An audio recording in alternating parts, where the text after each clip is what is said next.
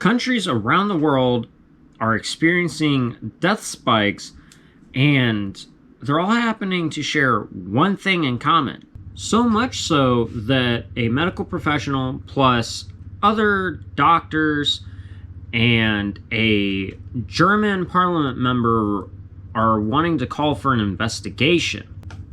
Why would they want that?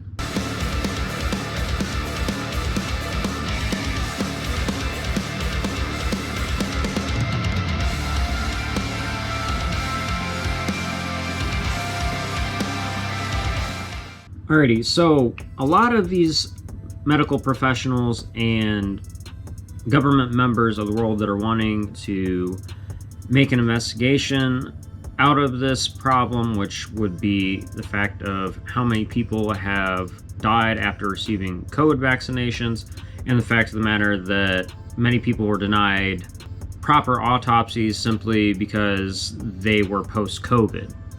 And one individual in particular said something a little interesting, but we'll talk about that a little bit later in the video. There's a doctor out there who's been having a little bit of trouble lately talking about things here on YouTube. Now, some of you guys might know his name, but it is Dr. John Campbell, and he is a bioscientist / educator. He's trying to talk about a peer-reviewed scientific paper that he had found and had been discussing, but this is what he ended up showing in the little video that I saw of him talking on this. Basically, in this video, he says that he can't talk about these things here, otherwise he can be punished and or banned from YouTube. He's a medical professional, an educator with valid credentials. He should be able to talk about a scientific peer-reviewed paper on these things and not be punished for it. Now, why exactly can't he talk about that? Maybe it's because it doesn't meet the mainstream's narrative and they don't like that. Even though Dr. Campbell is a doctor / pathologist, he can't state things like COVID-19 vaccines cause death, infertility, miscarriage, autism, or contraction of other infectious diseases. It's been like this for the past 3 years. We haven't been able to talk about anything like that or anything that derives from the mainstream's narrative or what Big Pharma, Big Tech, and the government have to say. Otherwise, you could get blacklisted, ostracized, punished, banned, etc. And that's even with scientific evidence to back it up. Medical professionals like Dr. John Campbell can't even discuss scientific peer-reviewed papers, studies, etc. on most platforms still, except for maybe Twitter, because Elon Musk is pro-free speech, and since he's been, CEO of Twitter, things like this have been, trending in the searches. And it was only just recently that the CDC / WHO changed their whole guidelines on everything around this. Now, YouTube is also unfortunately pretty slow when it comes to changing things too. But nonetheless, this shouldn't have been a thing to begin with. Like, if doctors and health professionals can't even talk about this, question it, etc., without being blacklisted, banned, ostracized, etc. on platforms, that should suggest quite a bit. That's kind of totalitarian and shows that it's really biased when they only want one particular narrative or idea to be discussed and not really have any sort of opposition. Now, it was only just recently that the CDC / WHO changed their website info on all the stuff related to COVID. Not only are these excess deaths happening in Germany or other parts of Europe, but US doctors have found out that... What's happened to the autopsy, Ryan? Well, Anthony Fauci told our government to tell people don't do autopsies on COVID patients. You cannot find that for which you do not look. I have a post 9-year-old on my desk, dead. I don't want to see one more child post ever on my desk.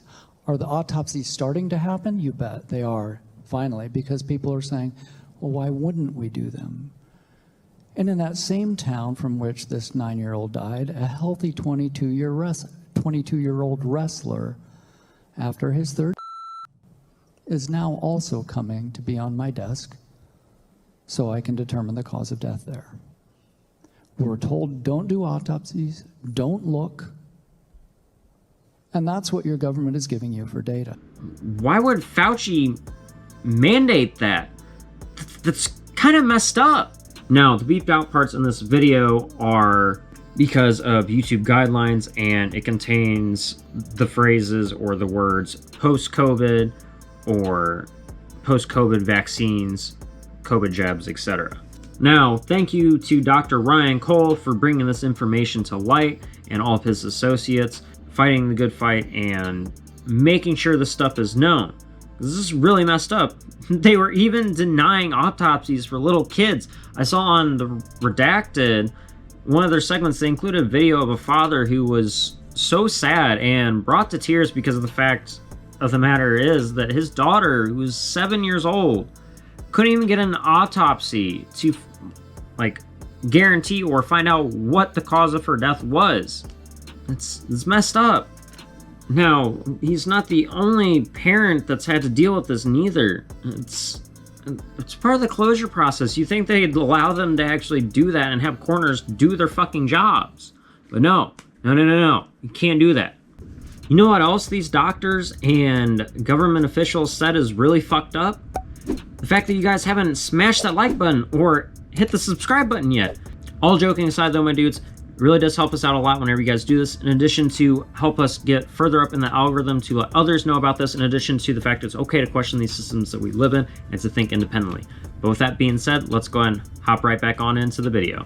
I find it kind of funny, the whole situation here, and the reason why I find it funny is because me and many others 6 months into this whole pandemic were saying that the government, mainstream media, and big tech / pharmaceutical companies or medical professionals were lying about COVID deaths or how many there actually were. I predominantly argue that they would label many deaths that weren't related as COVID ones. I even had people telling me that they had loved ones who died from things like motorcycle accidents that were labeled as COVID deaths, and they told me through and through that that's not what happened at all. They knew that it was from the motorcycle accidents. And there were many other things like that situation too. They were obviously killed by things other than COVID, but still labeled as COVID deaths. I even saw graph charts on statistics, deaths, etc. You could name it, on how COVID deaths suddenly shot up while other illnesses, sicknesses, and deaths caused by those just magically dropped. It didn't really make much sense at all because there's a general average that happens every year. Now, from what I remember here in the US specifically, our country's statistics for influenza plummeted while COVID just magically skyrocketed, completely flipping it around. And generally, there's a certain amount of influenza cases, deaths, etc. every year.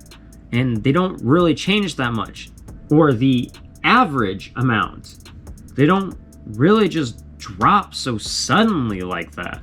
Now, there was also a Cleveland Clinic case study of 51,000 people, ones who which had the COVID jabs and ones that didn't. This is what they found. According to them, the higher the amount of COVID vax administered, the higher the risk of contracting COVID-19.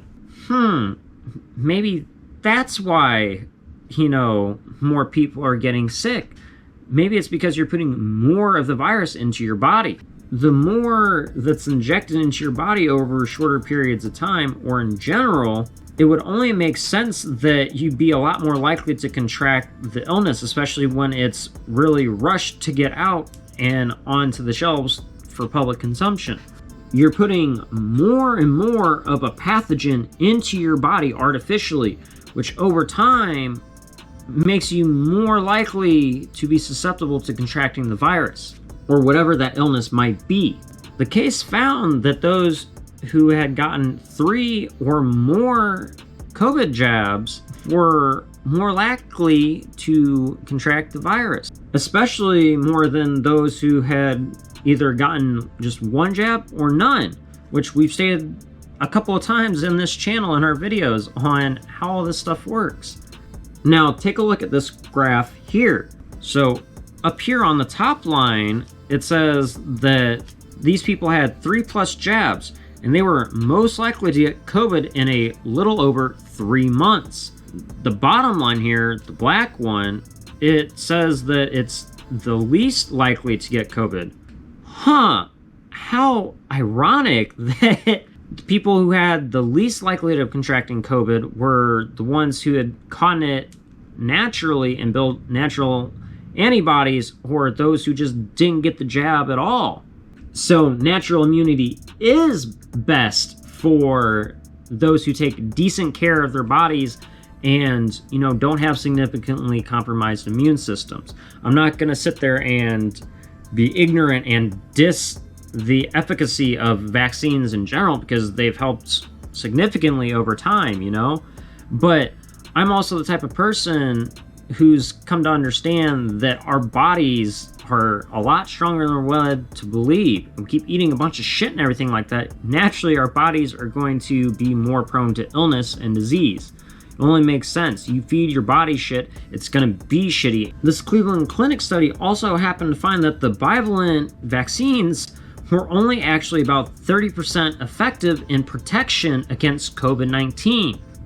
Wow, so they actually weren't really that effective. Huh, a lot of people were saying that. I guess that means that, you know, we weren't really that crazy, or it's not, you know, so bad or wrong really to question these things before we put them into their body, or the people that are producing them. That's it on what I think, though. What do you guys think? My beloved tribe members, new viewers, etc. Let me know in the comment section down below. What do you guys think about this? How fucked up is it? And were you guys shocked to hear about what Fauci said? Now, if you guys did make it to the end of this video, go ahead and leave the word coroner in the comment section down below to let me know that you made it to the end and that you guys are part of the 100% club. Now, if you guys want a more interactive experience with us, go ahead and join us in our Discord, the Z Tribe. We have movie/movie night every other Friday. We'll have one coming up here next Friday.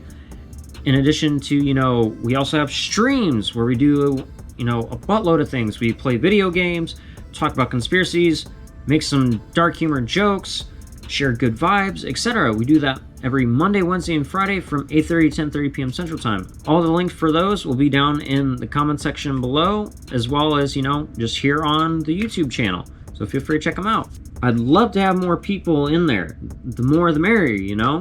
Also, as usual, please don't forget to like, share, comment, and subscribe. It really does mean a lot to me, and it also helps us to get further up in the YouTube algorithm to let others know that it's okay to question these systems that we live in and to think independently. Thank you to all 118 badass motherfuckers of the Z Tribe. I appreciate you guys very much and hope you are enjoying the content on here. In addition to new viewers out there, I appreciate you guys as well too. Much love. Until next time though, my dudes, please don't forget to live long and prosper, take care and peace, keep it 1,000,000% real, and remember, fuck the system. I will see you guys on the flip side. Yo!